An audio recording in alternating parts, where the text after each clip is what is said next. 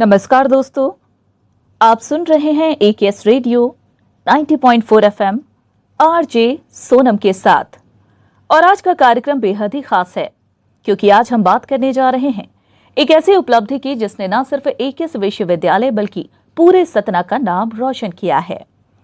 AKS university के दो प्रतिभाशाली विद्यार्थियों देवांश प्रजापति और कार्तिकेय प्रताप सिंह ने AIU के नेशनल लेवल डिबेट कंपटीशन में प्रथम स्थान हासिल किया है। इस प्रतियोगिता का विषय था शिक्षा में अनुशासन जरूरी है या प्राकृतिक बुद्धिमत्ता। खास बात यह रही कि देवांश ने इस विषय के पक्ष में और कार्तिकेय ने विपक्ष में अपने तर्क रखे और दोनों ने अपनी अपनी बात को इतनी मजबूती से रखा कि वहां मौजूद सभी प्रभावित हुए बिना नहीं रह सके। तो आइए आज इस खास बातचीत में हम जानेंगे कि उनकी सफलता का राज, उनकी तैयारी और इस दिलचस्प विषय पर उनकी गहरी सोच क्या है। तो चलिए जल्दी से उनका स्वागत करते हैं। देवांश और कार्तिक, आप दोनों का बहुत बहुत स्वागत है हमारे खास कार्यक्रम में। Thank you ma'am. Thank you ma'am. जी, पहला सवाल, सबसे पहले आप दोनों को बहुत बहुत बधाई। जैसा कि नेशनल लेवल पर आपने फर्स्ट रैंक हासिल किया है, तो ऐसे में आपको कैसा महसूस हो रहा है? देवांश, पहले आपसे। मैम, नेशनल लेवल पे फर्स्ट रैंक अचीव करना हमारे लिए तो सबसे पहली बात तो एक बहुत बड़ी उपलब्धि है और हमारे जो कैरियर है उसमें एक बहुत बड़ा एक नया सितारा जुड़ गया है। कार्तिकेय, सबसे पहले तो मैम आपको थैंक यू जी। और दूसरी बात, एक ऐसे कंपटीशन में जहां all over India 142 universities participate कर रही थी और एज अ फर्स्ट टाइमर अगर हम ऐसा कुछ कर पाते हैं जिससे कि एक ऐसी यूनिवर्सिटी के लिए हम कुछ अच्छा कर सकते हैं तो बहुत ही अच्छी फीलिंग आती है। ठीक है, आपके डिबेट का विषय था शिक्षा में अनुशासन जरूरी है या प्राकृतिक बुद्धिमत्ता। इस टॉपिक को सुनकर आपकी पहली प्रतिक्रिया क्या थी? पहले देवांश आप बताएं। मैम, ये टॉपिक एक हिसाब से देखा जाए तो बहुत ही अलग लेवल था। हम लोगों ने प्रैक्टिस बहुत की थी तो हम लोगों को लगा था ऐसा कोई पॉलिटिक्स से रिलेटेड टॉपिक आएगा या फिर जियो पॉलिटिक्स से रिलेटेड होगा, क्योंकि उस टाइम पे UGC चल रहा था, ईरान और अमेरिका का वॉर चल रहा था इजराइल के साथ में। तो हमें लग रहा था कोई जियो पॉलिटिक्स टॉपिक आएगा या फिर जैसे वन नेशन वन इलेक्शन जो कि बहुत ट्रेंडिंग टॉपिक होता है वो आएगा। बट जब ही हमने टॉपिक देखा तो हम शॉक थे उस मोमेंट में कि ये एक ऐसा टॉपिक आ गया जो एकदम नॉर्मलाइज लगता है। इसके बारे में आप उतना कुछ हट के आउट ऑफ द बॉक्स नहीं सोच सकते हैं। कार्तिकेय, आप क्या कहना चाहेंगे? मैम, जैसे कि देवांश भैया ने कहा, ये एक नॉन कन्वेंशनल टॉपिक है जो कि यूथ और ऐसे कंपटीशन में जनरली देखने को नहीं मिलता है। तो जब हम लोगों ने ये टॉपिक देखा तो ये फर्स्ट व्यू में तो एक आसान टॉपिक लगता है, बट हम लोग का सीक्वेंस भी था सेकंड लास्ट था। तो हमें ये बात भी बैक ऑफ द माइंड पता थी कि अगर हम लोग को बोलना है तो हमें कुछ एक्स्ट्रा सर्व करना पड़ेगा, तो क्रिएटिव और आउट ऑफ द बॉक्स सोचना पड़ेगा। हमने ये चीज़ पहले से सोच रखी थी टॉपिक के देखते के साथ ही। देवांश, अगला सवाल आपसे। आपने अनुशासन के पक्ष में कौन कौन से मजबूत तर्क रखे? मैम, अनुशासन के सबसे बड़ा महत्वपूर्ण तो होता है हमारे थॉमस अल्वा एडिसन का, जो सबसे बेस्ट बोलूँगा एग्जाम्पल था, क्योंकि अपने लाइफ में 999 बार फेल हुए, उसके बाद जाके उन्हें कहीं 1000 बार में सक्सेस मिली।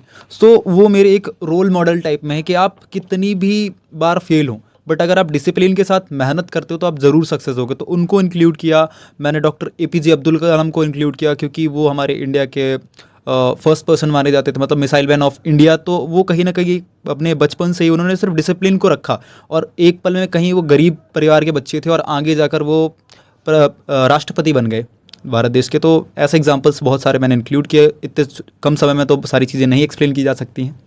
यही सारे एग्जाम्पल्स थे। क्या बात है, शानदार देवांश।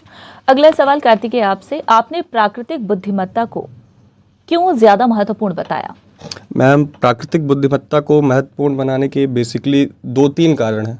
पहला तो मेरा ये पर्सनल थॉट प्रोसेस भी है कि जो नेचुरल इंटेलिजेंस है वो कहीं ना कहीं डिसिप्लिन से ज़्यादा वैल्यू रखती है, खास करके एजुकेशन सेक्टर में। और दूसरी बात ये है कि हमें एज अ टीम भी ये देखना था कि हम कौन से पॉइंट्स अपने ज़्यादा अच्छे तरीके से प्रेजेंट कर सकते हैं। मुझे ये लगा कि मैं इस पे ज़्यादा अच्छे से अपने विचार व्यक्त कर सकता हूँ, तो मैंने इस टॉपिक को महत्वता दी। ठीक है, तैयारियों के दौरान आप लोगों ने किन किन चुनौतियों का सामना किया? देवांश, आप बताएं। मैम, तैयारियों के दौरान हमने चुनौती तो एक हिसाब से जिस हिसाब से हमारे मेंटर्स ने हमें प्रिपेयर किया था तो चुनौती तो कोई नहीं थी, सब हमारे लिए नॉर्मल छोटी छोटी बातें थी। लेकिन सबसे बड़ी चुनौती ये थी हमारे पास में कि हमें आउट ऑफ द बॉक्स सोचना था, क्योंकि वहाँ पे 24 यूनिवर्सिटीज़ आई थी हमारा नंबर उसमें से 23वां था। तो जो हमसे पहले 22 यूनिवर्सिटीज़ बोल के गई थी, वो कहीं ना कहीं सोर्स ऑफ जो नॉलेज है वो तो एक ही है। आज सब चैट जीपीटी यूज़ करते हैं, गूगल का यूज़ करते हैं, तो जो सोर्स ऑफ नॉलेज है वो एक ही थी। तो हमें सबसे बड़ी हमारे पास ये चुनौती थी कि हमें आउट ऑफ द बॉक्स सोचना है। जैसे कि मेरे छोटे भाई कार्तिकेय ने बताया कि हम जीते इसीलिए कि हमने आउट ऑफ द बॉक्स सोचा, वो बातें रखी, उसी की वजह से हमारा कहीं ना कहीं गोल्ड मेडल लगा। तो हमारे लिए सबसे बड़ी यही चुनौती थी कि हम आउट ऑफ द बॉक्स सोचें और सारी चीज़ें कहीं ना कहीं हट के रिप्रेजेंट करें। अब इसी बीच एक अहम सवाल, जब आप इस विधा में पहुंचे तो इस दौरान कई यूनिवर्सिटी के छात्र भी मौजूद रहे होंगे, तो आपको कहीं ऐसा कोई पल लगा कि सामने वाली जो टीम है वो आपसे कहीं ज़्यादा स्ट्रॉन्ग हो सकती है? देवांश, आप बताएं। मैम, जैसा कि वहाँ पे बहुत सारी यूनिवर्सिटीज़ आई थी, इंडिया की टॉप मोस्ट यूनिवर्सिटीज़ आई थी, जैसे कि हम डीयू को ले लें, चंडीगढ़ यूनिवर्सिटीज़ को ले लें, केरला को ले लें, यूनिवर्सिटी ऑफ केरला जो कि बोली जाती है, तो ये कहीं ना कहीं टॉप यूनिवर्सिटी थी। बट हमारे मेंटर्स ने हमें इस तरीके से प्रिपेयर किया था कि आपके सामने शेर भी खड़ा हो जाए पर आपको डरना नहीं है। तो वो, क्योंकि हमारे पास नॉलेज तो टॉपिक तो एक ही था, तो उसमें डरने वाली ऐसी कोई बात नहीं थी कि कोई कितना अच्छा बोलेगा। बस हमें ये ध्यान रखना था कि हम कितना बेस्ट से बेस्ट बोल सकते हैं। कार्तिकेय, आप क्या कहना चाहेंगे? मैम, मुझे पर्सनली चूँकि मैं फ़र्स्ट टाइम गया था, तो मैंने देखा कि जो दिल्ली यूनिवर्सिटी है, चंडीगढ़ यूनिवर्सिटी है और एलपीयू है, ये लोग पिछले साल के भी गोल्ड मेडलिस्ट हैं और इन्होंने बहुत जगह पे रिप्रेजेंट किया हुआ है। अब हम लोग के लिए तो ये मतलब कि डेली लाइफ का है नहीं। सो फर्स्ट टाइम एक इतने बड़े कंपटीशन में अपने आप को प्रेजेंट करना, सो फियर तो रहता है, बट ऐसे कंपटीशन में आप कंपटीशन का वो नहीं कर सकते, क्योंकि हम लोग भी जोनल से ही सिलेक्ट होके गए हैं। तो डर तो था, बट ये चीज़ था कि अगर हम खुद को बैक करेंगे तो हम लोग का कंटेंट इतना स्ट्रांग है कि हम लोग परफॉर्म कर सकते हैं अच्छा। ठीक है, इस प्रतियोगिता ने आप दोनों के सोचने और बोलने के तरीके में क्या बदलाव लाया है? देवांश, आप बताएं पहले। मैम, सबसे पहली बात, इस प्रतियोगिता ने मेरा माइंडसेट बहुत चेंज कर दिया है। जो कहीं ना कहीं मैंने डिसिप्लिन को पकड़ा था, एक सही तरीके से पकड़ा था, उसे मैं अब रेगुलर लाइफ में लेके आ गया हूँ कि डिसिप्लिन से आप किसी भी चीज़ को अचीव कर सकते हैं। ठीक उसी प्रकार जैसे AIU की बात की जाए तो डिसिप्लिन का लें, तो फर्स्ट ईयर जब मेरा था इस कॉलेज में तो मैं इस यूनिवर्सिटी से भी नहीं सेलेक्ट हुआ था। फिर सेकेंड ईयर की बात आई तो मैं यहाँ से सेलेक्ट होके गया, बट मैं जोनल नहीं क्वालिफाई कर पाया। लेकिन अब थर्ड ईयर मैंने जब डिसिप्लिन को एक पकड़ के रखा, अपने उसमें बांध के रखा, तो कहीं ना कहीं आज वो डिसिप्लिन रिजल्ट दे रहा है। तो मेरे लिए लाइफ में माइंडसेट बन गया कि आप डिसिप्लिन से मेहनत करेंगे। बुद्धिमत्ता ठीक है, किसी में हो नहीं हो, क्योंकि आप जब डिसिप्लिन से चलेंगे तो आपको कहते हैं ना, वो तजुर्बा बहुत महत्वपूर्ण होता है, तो अनुशासन से तजुर्बा आ जाता है। तो मेरे लिए वही है कि डिसिप्लिन आप बेटर बनाए रखेगा, तो मैंने उसको अपनी लाइफ में इम्प्लीमेंट कर लिया है और वो डेली लाइफ में उसे इम्प्लीमेंट करता जाऊँगा। ठीक है, कार्तिकेय, आप क्या बदलाव महसूस करते हैं? सबसे पहले मैम, मुझे एक सेंस ऑफ कॉन्फिडेंस आता है, क्योंकि इतने बड़े कंपटीशन पे जब आप परफॉर्म करते हो तो आप अगर अपने आप को बैक करते हो तो एक तरीके से ये एक बिल्डअप बनता है कि आप कहीं पे भी परफॉर्म कर सकते हो। तो मेरा जो थॉट प्रोसेस है वो एक तरीके से बदल चुका है कि अब अगर कैसा भी कंपटीशन हो तो उसमें डरना नहीं है, और अगर आप क्रिएटिव थिंकिंग करते हैं और एक अच्छा प्रेजेंटेशन करते हैं तो आप उस चीज़ को क्रैक कर सकते हैं। ठीक है, देवांश, आपसे पूछना चाहूंगी कि अगर आपको फिर से यही विषय मिले तो क्या आप अपनी साइड बदलना चाहेंगे और क्यों? जी मैम, इस बात पे मैं बिल्कुल असमर्थ हूँ, क्योंकि मैं ये साइड बहुत ही मैंने सोचा समझा। एक मैं आपसे किस्सा शेयर करना चाहूँगा कि आज से पहले मैं कभी भी ऐसा होता था कि किसी टॉपिक के फेवर में नहीं बोलता था, बट नेशनल में मुझे एक ऐसा टॉपिक मिला जिसमें अनुशासन था, बुद्धिमत्ता, तो मुझे लगा ये बेस्ट है अनुशासन। सो अब फ्यूचर में भी अगर 1000 बार भी ऐसा टॉपिक यही वाला रिपीट होगा तो मैं हर बार अनुशासन के साथ ही खड़ा हूँगा, क्योंकि वो मोस्ट इंपॉर्टेंट थिंग होती है किसी भी एक इंसान की लाइफ में सक्सेस के लिए। ठीक है, कार्तिकेय, आप क्या कहना चाहेंगे?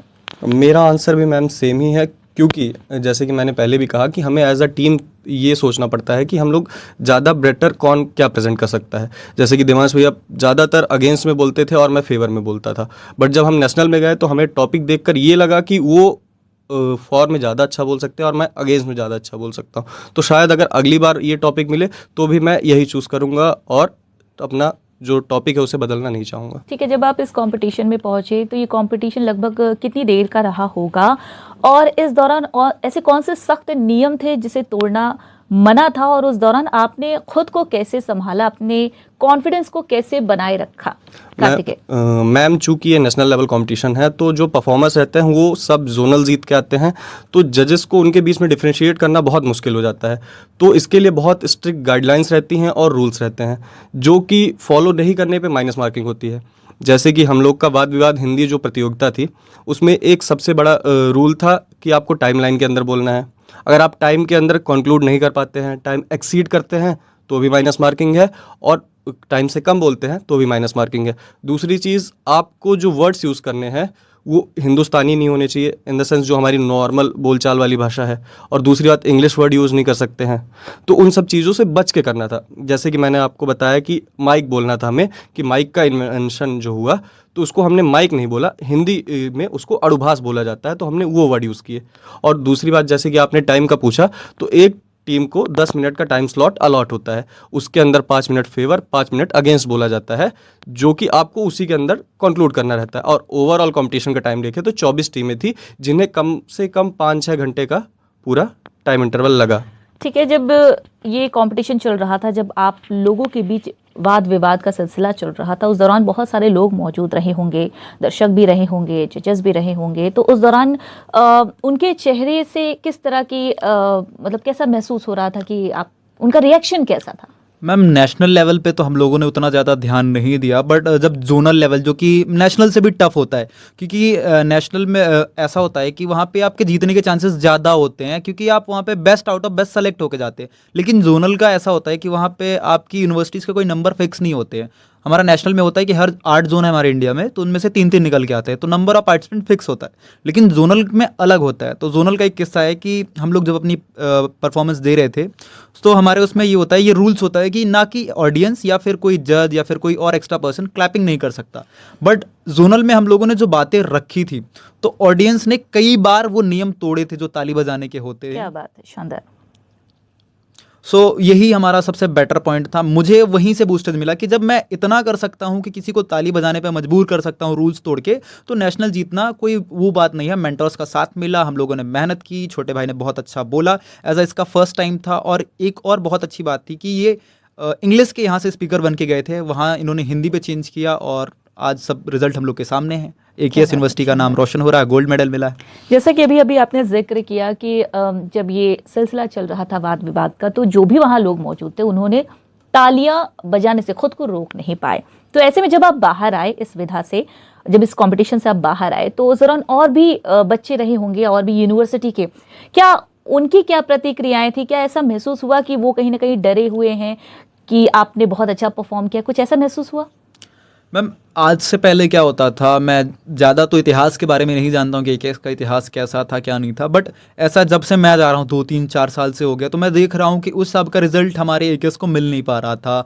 मैं खुद नहीं कर पा रहा था और मेरे जो साथी जा रहे थे वो नहीं कर पा रहे थे। लेकिन इस साल इतना इम्पैक्टफुल परफॉर्मेंस हम लोग का निकल के आया कि बाकी यूनिवर्सिटीज़ में हमारी हम अब धाक बन चुकी है। वो लोग हमें जानते पहचानते कि हाँ, सतना की भी एक कोई यूनिवर्सिटी है AKS यूनिवर्सिटी करके, जो जीतने का एकदम पुख्ता रखती है, कि भाई हाथ रखती है कि हम जीत के ही जाएंगे, अगर आए हैं तो हम जीत के ही जाएंगे। जैसा हमने जोनल में किया और उसको हमने कन्वर्ट किया नेशनल में गोल्ड मेडल जीतकर। चलिए, बढ़िया। आखिर में AKS यूनिवर्सिटी और अपने मेंटर्स के लिए आप क्या कहना चाहेंगे? पहले कार्तिकेय आप बताएं। मैम, सबसे पहले तो AKS यूनिवर्सिटी ने हमें एक ऐसी अपॉर्चुनिटी थी जिसमें कि हम नेशनल लेवल पे इंडिया की 142 यूनिवर्सिटीज़ के सामने compete कर पाए, जो कि जनरली बहुत मुश्किल होता है। जैसे कि हम RGPV का एग्जांपल लें, RGPV कॉलेज से अंडर बहुत सारे कॉलेजेस आते हैं, बट अगर आपको RGPV को रिप्रेजेंट करना है तो वो बहुत मुश्किल हो जाता है, आप जोनल लेवल पे भी क्वालिफाई नहीं कर पाते। But as a AKS student हमें ये मौका मिला कि हमने जोनल लेवल पे रिप्रेजेंट किया और देन नेशनल लेवल पे रिप्रेजेंट किया, तो इसके लिए मैं यूनिवर्सिटी को बहुत थैंक यू कहना चाहूँगा। और जो हमारी मेंटर्स टीम थी, सॉफ्ट स्किल टीम, और जो हमारा कल्चरल डिपार्टमेंट था, उनका जो बैक ऑफ द हैंड सारा हमारा सपोर्ट रहा, और ज़रूरी टाइम पे जो उन्होंने हेल्प प्रोवाइड की, उसके कारण ही आज हम लोग इस लेवल पे, नेशनल लेवल पे गोल्ड जीत पाए हैं जी। तो उनके लिए चलिए, थैंक अंत यू। में एक आखिरी सवाल, रेडियो के माध्यम से आज के छात्रों के लिए आप क्या संदेश देना चाहते हैं? देवांश आप। मैम, कहीं ना कहीं संदेश की बात की जाए तो अभी हम उतने बड़े तो नहीं हुए, बट संदेश दे पाए। बट एक ऐसी चीज़ है मैं जो लोगों को, आज के यूथ को बताना चाहूँगा। कहीं ना कहीं आज का जो यूथ है वो डिस्ट्रैक्टेड है फालतू के शो अप में। तो मैं ये चाहता हूँ कि आप किसी भी स्किल को पकड़ो, एक स्किल को पकड़ के उसको मास्टर करो, क्योंकि कहीं ना कहीं जब आपके अंदर किसी भी स्किल का, एक पर्टिकुलर भले स्किल हो, उसका कॉन्फिडेंस है, तो आप बाकी चीज़ें अचीव कर सकते हैं। तो मेरा आज के यूथ को यही संदेश है कि आप किसी एक स्किल को पकड़ के मास्टर करो, क्योंकि आज AI का ज़माना है, यहाँ पे लोगों की जॉब्स जा रही हैं, सारी चीज़ें हो रही हैं। सो आप एक स्किल को जब मास्टर कर लोगे तो कहीं ना कहीं आप उस AI को भी बीट कर सकते हो, अगर आप उसके मास्टर हो, क्योंकि कहीं ना कहीं AI को बनाने वाला भी एक इंसान है जिसने अपनी एक पर्टिकुलर स्किल पे मास्टर किया। तो मेरे आज के यूथ को तो यही संदेश है कि आप अपने आप ऊपर फोकस करो। ठीक है, चलिए बहुत बहुत शुक्रिया, आप दोनों यहाँ पर आए और अपने अनुभव को साझा किया, बहुत बहुत शुक्रिया। Thank you ma'am. तो दोस्तों, आज की इस खास बातचीत में हमने जाना कि कैसे मेहनत, आत्मविश्वास और सही दिशा में सोच हमें राष्ट्रीय स्तर पर पहचान दिला सकती है।